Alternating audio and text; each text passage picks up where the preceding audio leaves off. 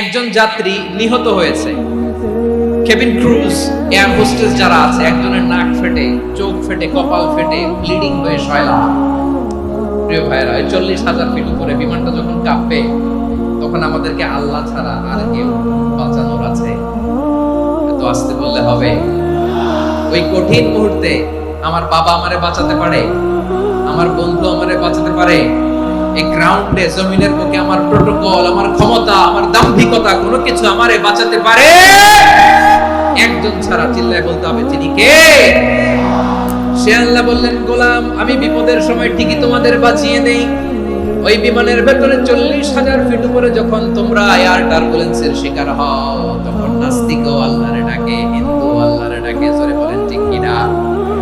আবার বিমানটা যখন শান্ত হয়ে যায়, একটু পরেই বিমানের স্ক্রিনের মধ্যে হিন্দি সিনেমা খোঁজে। বিমানের স্ক্রিনে কিন্তু বিশাল ওখানে আফলাম ফিল্মের একেবারে বোঝাই করা। বিমানটা শান্ত হলে আবার হিন্দি সিনেমা দেখা শুরু করে। একটু আগে ডাকছিল কারে?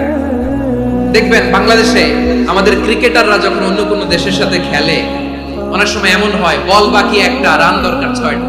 বল বাকি কয়টা? রান দরকার। আপনি দেখবেন ক্যামেরাম্যান তখন গ্যালারিতে খালি দেখায় দর্শকদের যে কি অস্থিরতা। হিপ হপ স্টাইলের মেয়েটা, যে মেয়েটার ওড়না এতক্ষণ ছিল গলায়, এতক্ষণ কই ছিল, ওই মেয়েটা দেখবেন ওড়নাটা টেনে মাথায় দিয়ে এরকম নজর ধরতেছে। আল্লাহ আল্লাহ, একটা সক্কা। আল্লাহ আল্লাহ, আমার লাল সবুজের পতাকারে তুমি অপমানিত কইরো না আল্লাহ। ইন্ডিয়ার সাথে আমাদের খেলা আল্লাহ আল্লাহ, একটা সক্কা, একটা। পুরো খেলা জুড়ে এই মেয়ের ওড়না ছিল গলায়, কিন্তু যখন 1 বলে 6 রান দরকার, ওড়না চলে আসছে কোথায়? মাথায়। আবার মুনাজাত আছে না নাই? ঠিকই বাংলাদেশের দামাল ছেলে এমন এক শট মারলো, বল চলে গেল স্টেডিয়ামের বাইরে, ছক্কা, জিতে গেলাম আমরা। পুরো স্টেডিয়াম জুড়ে চিৎকার, হই হুল্লোড়, মौज মাস্তি। যেই মেয়েটা মাথার মধ্যে ওড়না দিয়ে এতক্ষণ সুবহানাল্লাহ সুবহানাল্লাহ বলে আল্লাহর কাছে দোয়া করেছে, ওই মেয়ে এখন আবার ওড়না ফেলে দিয়ে নাচা শুরু করে দিয়েছে।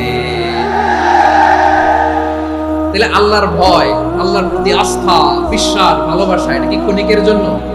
মানে আমার যখন লাগবে তখন আল্লাহর ইউজ করব নাকি? হ্যাঁ, বিপদে আপদে, সুখের সময় দুঃখের সময় সচ্ছল অসচ্ছল অবস্থায় বিশ্বাসীরা ভরসা রাখে একজনের উপর। চিৎকার করে বলে, পটুয়াখালী তিনি কে? সে আল্লাহ বললেন, গোলাম, মনে করো না জাহাজ থেকে সদরঘাটে ফিরিয়ে দিলাম, তুমি নিরাপদ হয়ে গেছো। মনে করো না 40,000 ফিট থেকে সেফ ল্যান্ডিং এর পরে এয়ারপোর্টে নেমে গেলেই তুমি নিরাপদ হয়ে গেছো। ও মিয়া, বিপদ কি শুধু সাগরে আর আকাশে? ঘরের ভেতরও বিপদ আসতে পারে কি পারে না?